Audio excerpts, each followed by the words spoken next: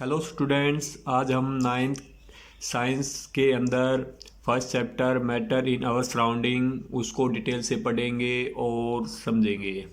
Actually में science को हम तीन पार्ट्स के अंदर डिवाइड कर देते हैं, केमिस्ट्री, फिजिक्स एंड बायो। जो फोर लेसन है वो केमिस्ट्री के हैं। तो मैटर इन आवर सराउंडिंग के अंदर सबसे पहले हम पढ़ेंगे मैटर को।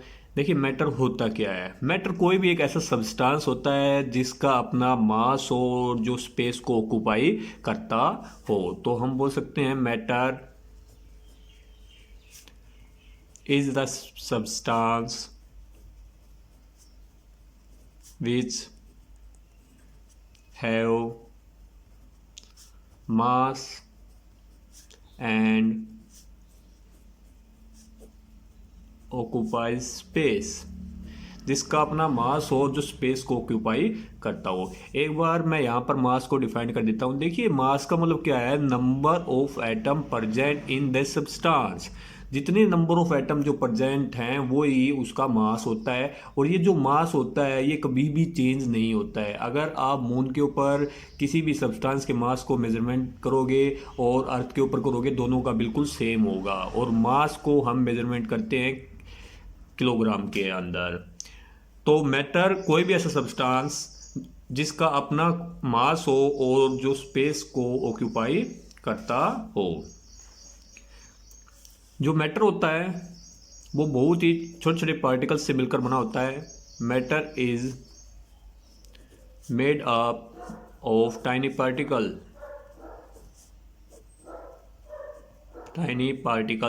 जो मैटर होता है बहुत छोटे छोटे पार्टिकल्स से मिलकर बना होता है। पार्टिकल्स को हम नेक्स्ट क्लास में बहुत अच्छे से पढ़ेंगे। अभी हम जो पार्टिकल्स हैं उसकी करेक्टरिस्टिक्स को पढ़ेंगे। Characteristics of particles. First point देखिए, जो पार्टिकल होते हैं मैटर के वो कंटिन्यू मूव करते रहते हैं। They are continuously moving.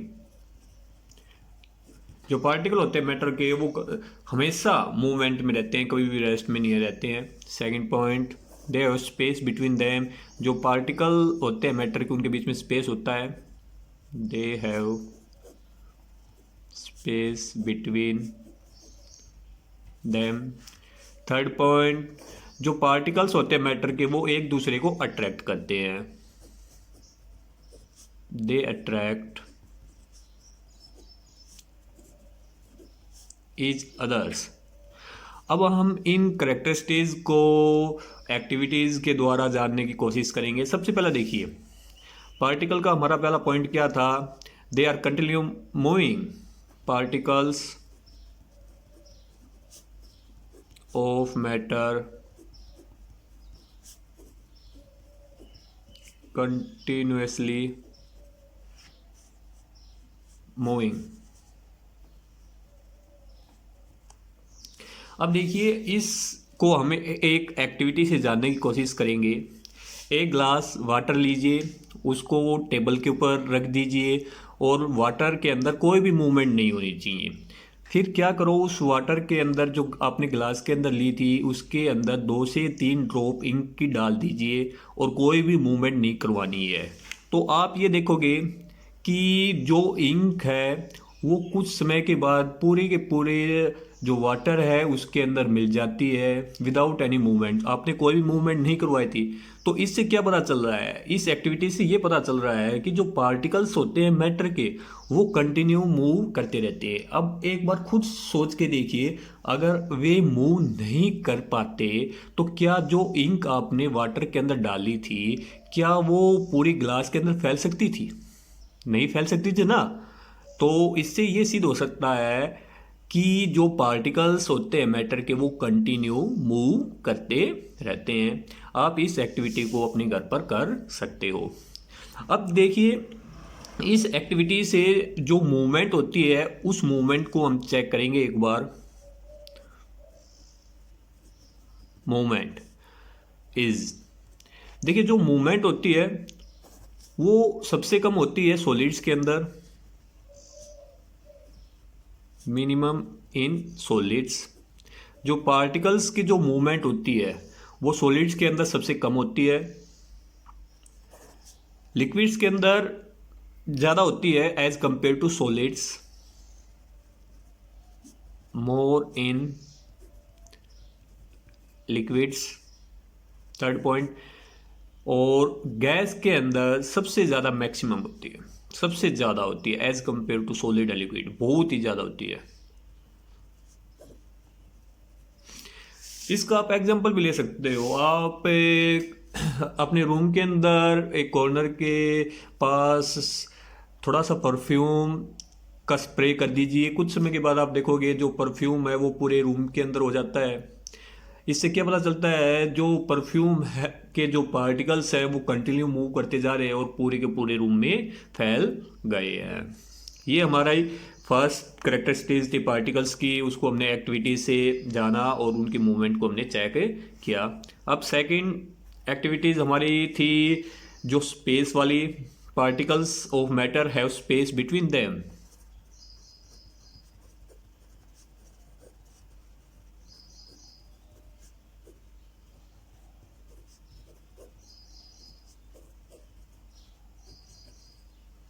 अब इस करेक्टरिस्टिक्स को भी हम एक एक्टिविटी से समझने की कोशिश करेंगे। फिर वापस एक ग्लास वाटर लीजिए। अब जितना वाटर का लेवल है उसके ऊपर आप निशान लगा दीजिए ताकि आपको पता चल जाए वाटर का लेवल कितना है। फिर उसके अंदर क्या करिए, 2 से 3 चम्मच चाहे तो शुगर की या साल्ट की उसके अंदर डाल दीजिए। उसको आप चम्मच के द्वारा मिला भी सकते हो। जब पूरी तरह से शुगर और या साल्ट मिल जाए तो फिर एक बार जो आपने वाटर लेवल का जो मार्क लगाया था गिलास के ऊपर उसको चेक कीजिए, क्या वाटर लेवल इंक्रीज हुआ है या नहीं हुआ है।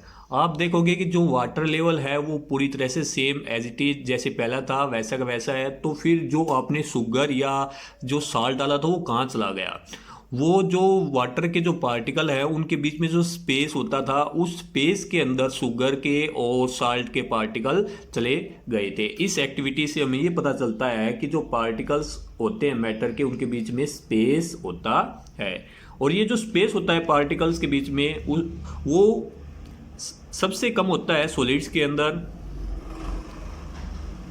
Minimum in solids. लिक्विड्स के अंदर और ज़्यादा होता है, मोर इन लिक्विड्स।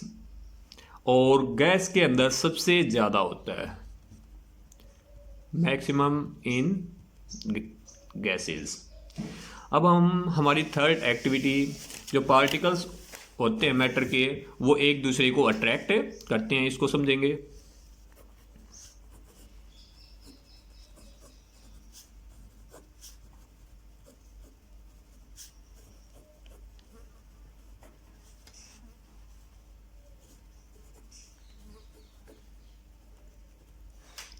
अब क्या करिए, आप वाटर टैप के पास जाइए। ये मान लीजिए हमारा वाटर टैप है, नल है। तो जैसे आप इसको ऑन करोगे तो यहाँ पर वाटर की स्ट्रीम आ जाती है। तो आपको क्या करना है, जो वाटर की जो स्ट्रीम आ रही है उसके बीच में थोड़ा सा स्पेस रखकर यहाँ पर आप अपनी फिंगर को रख दीजिए। तो जैसे ही जो वाटर की स्ट्रीम आएगी वो आपके फिंगर के साथ टकराने के बाद 2 पार्ट्स के अंदर डिवाइड हो जाएगी। ऐसे जो वाटर की जो स्ट्रीम है जैसे आप उसको अपनी उंगली को उसके बीच में रखोगे तो वो 2 पार्ट्स के अंदर क्या हो जाएगी, डिवाइड हो जाएगी। और डिवाइड होने के बाद जैसे ही आपके फिंगर को क्रॉस करेंगे वो वापस फिर से एक ही स्ट्रीम के अंदर आ जाएगी। इस एक्टिविटी से क्या समझ में आता है, देखिए अगर पार्टिकल्स ऑफ जो मैटर होते हैं अगर वो एक दूसरे को अट्रैक्ट नहीं करते तो क्या ये वाटर की स्ट्रीम आपस में मिलती नहीं मिलती ना। जैसे आपने वाटर की स्ट्रीम के बीच में उंगली रखी यहाँ पर तो ये 2 पार्ट्स के अंदर डिवाइड होगी, तो ये कंटिन्यू 2 पार्ट के अंदर जानी थी, फिर ये वापस एक हो गई। इससे क्या पता चलता है कि जो पार्टिकल्स ऑफ मैटर होते हैं वो एक दूसरे को अट्रैक्ट करते हैं। तो जो अट्रैक्शन होता है वो सबसे ज़्यादा मैक्सिमम इन सॉलिड्स, सॉलिड के अंदर सबसे ज़्यादा मैक्सिमम होता है। आपने देखा होगा जो सॉलिड होते हैं वो इजीली ब्रेक डाउन नहीं होते हैं, क्योंकि उसके जो पार्टिकल है काफ़ी ज़्यादा स्ट्रॉन्ग फोर्स ऑफ अट्रैक्शन के द्वारा बॉन्डिंग में रहते हैं। Second point, intermediate in liquid.